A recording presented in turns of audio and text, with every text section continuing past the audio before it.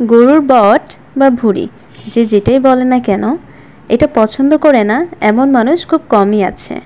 আসসালামু আলাইকুম everyone, welcome to my new video. আজ হাজির হয়েছে শাহী গরুর ভুঁড়ি রেসিপি নিয়ে। তো প্রথমে এখানে আমি 200 ml তেল দিয়ে দিচ্ছি। আমি সাদা তেলটা ব্যবহার করেছি, আপনারা চাইলে সরিষার তেলটাও ব্যবহার করতে পারবেন। এখানে নিয়েছি 3টা দারচিনির টুকরো, 5টা লবঙ্গ, 4টা এলাচ, হাফ চা চামচ জিরা, 1/4 চা চামচ জয়ত্রী আর 1/4 চা চামচ জয়ফল। জয়ফলটাকে আমি একটু থেতো করে নিয়েছি। আর দিয়েছি হাফ চা চামচ শাহি জিরা আর 2টা তেজপাতা। সবগুলোকে দিয়ে এখন আমি একটু ভেজে নিচ্ছি সুন্দর একটা গন্ধ আসা অবধি। আর যখনই মশলাগুলোর খুব সুন্দর একটা গন্ধ চলে আসবে তখনই দিয়ে দিচ্ছি 1 কাপ পেঁয়াজ কুচি। পেঁয়াজটাকেও একটু ভেজে নিতে হবে, আর পেঁয়াজটা যেন তাড়াতাড়ি ভাজা হয়ে যায় এই জন্য দিয়ে দিচ্ছি লবণ।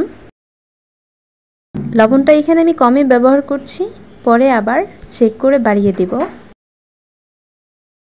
এই অবস্থায় কিন্তু চুলার আঁচটা মিডিয়াম টু লোতে আছে, আর মিডিয়াম টু লোতে রেখেই পেঁয়াজটা ভেজে নিতে হবে, নয়তো পেঁয়াজ সহ মশলাগুলো পুড়ে যাবে। এখন দিয়ে দিচ্ছি 2 টেবিল চামচ আদা বাটা আর 1.5 টেবিল চামচ রসুন বাটা। এখন বাটা মশলাগুলো পেঁয়াজটার সাথে ভালো করে ভেজে নিতে হবে যতক্ষণ না পর্যন্ত বাটা মশলাগুলোর গন্ধ চলে যাচ্ছে।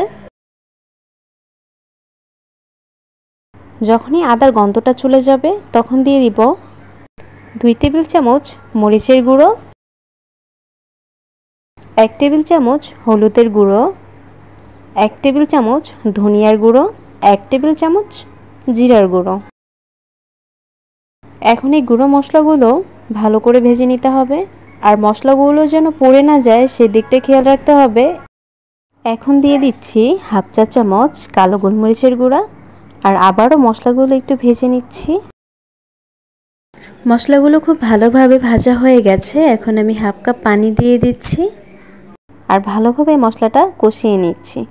যখনই দেখবেন তেলটা উপরে ভেসে উঠেছে মশলাগুলো থেকে তখনই গরুর ভুঁড়িটা দিয়ে দিচ্ছি,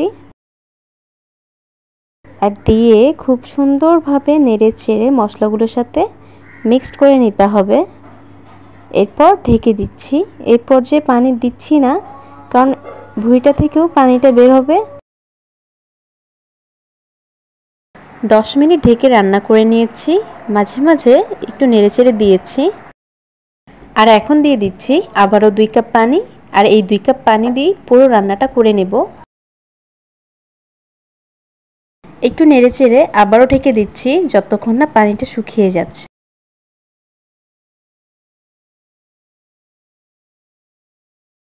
দেখতেই পাচ্ছেন পানিটা একদম শুকিয়ে গেছে। এখন আমি এখানে দিয়ে দিচ্ছি একটা মিডিয়াম সাইজের রসুন আর 7টা কাঁচামরিচ। আর এই পর্যায়ে রসুন আর মরিচটা দিলে ফ্লেভারটাও খুব সুন্দর আসে। আমি আবারও কিছুক্ষণ ঢেকে রান্না করে নিচ্ছি, ততক্ষণে রসুনটা আর মরিচটা সেদ্ধ হয়ে যাবে আর সুন্দর একটা স্মেল বের হবে। আমার ভিডিওগুলো যদি আপনাদের ভালো লেগে থাকে তাহলে অবশ্যই আমার চ্যানেলটি সাবস্ক্রাইব করে পাশে থাকবেন। এভাবেই আমি আরও 5 থেকে 7 মিনিটের মতো রান্না করে নিয়েছি। সবগুলো মশলাই খুব ভালোভাবে মিশে গেছে আর মাখো মাখো হয়ে গেছে।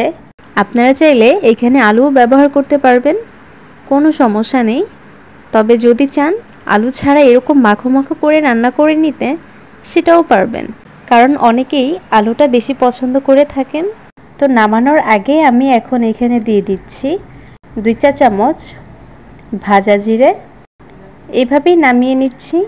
দেখেই বুঝতে পারছেন খেতে কতটাই সুস্বাদু হবে। আপনারা এটা সাদা ভাত অথবা পরোটা দিয়ে খেতে পারবেন, কারণ পরোটা বা সাদা ভাত দিয়ে এটা খেতে খুব বেশি ভালো লাগবে। আর এইবার ঈদে বাসায় তৈরি করে অবশ্যই জানাবেন কেমন হয়েছে। তো ভিডিওটি ভালো লাগলে আমার চ্যানেলটি সাবস্ক্রাইব করে দিবেন আর সবার সাথে বেশি বেশি শেয়ার করবেন। আজ এই পর্যন্তই। সবাই ভালো থাকবেন। আল্লাহ হাফেজ।